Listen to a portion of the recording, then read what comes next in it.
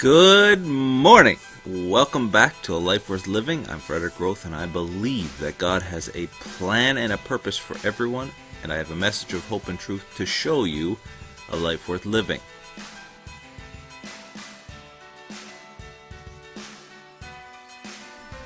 This morning, we are in Deuteronomy chapter 2. Now, in this chapter, Moses is beginning his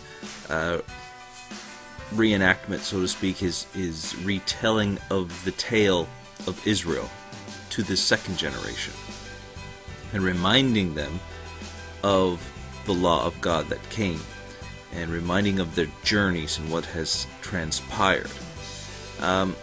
One thing to note is that they were asked to interact with Esau, and God talks about Mount Seir, where Esau went to live, who was the brother of Jacob. And he talks about Lot, who took over Ar. And both of these lands were the lands of the giants. Now, it's very interesting that the nephew of Abraham, his descendants, Lot, and his descendants, and the brother of Jacob, who is Esau, these were both people not of the promise of God. But they both understood the power of God because they were associated with the power of God for a short time in their lives.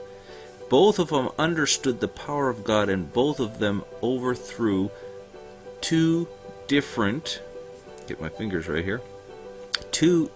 lands of giants. Isn't it interesting in our journey to success that we often fail, falter,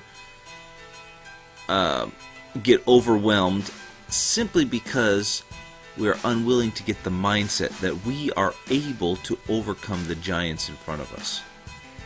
The biggest problem with Israel the first time around, and sometimes even the second and third time around, was that they couldn't get their minds wrapped around it. God is for us, not against us. God is going to deliver us. God is going to take us through. God is going to give us this land. God is going to help us overcome all obstacles in taking over this land. And when we get into success in our own lives, it can be one of the biggest obstacles. And it is in our head to understand that we are able to do it. We have the ability, we have the talent, we have the skills. And what skills we don't have, we can learn, and we can grow, and we can become better, and we can overcome the giants that are in front of us. It's interesting to note that it's always someone else that has successfully made it to what they thought was success in their life. It's always someone else that has, reached higher than we have. Why is it always someone else? Because we are unwilling to change our minds. We are unwilling to learn new skills. We are unwilling to become what it takes to overcome the giants in front of us. So my challenge for us today is this. We've got to get our minds changed. We've got to realize, number one, God wants us to prosper. Sometimes He uses, adverse situations in our lives to teach us lessons, but it's also that we can have future prosperity. God wants us to prosper. And if there is a giant in front of you, it's not because the giant is impossible and imposing. It's because you have the ability to overcome said giant.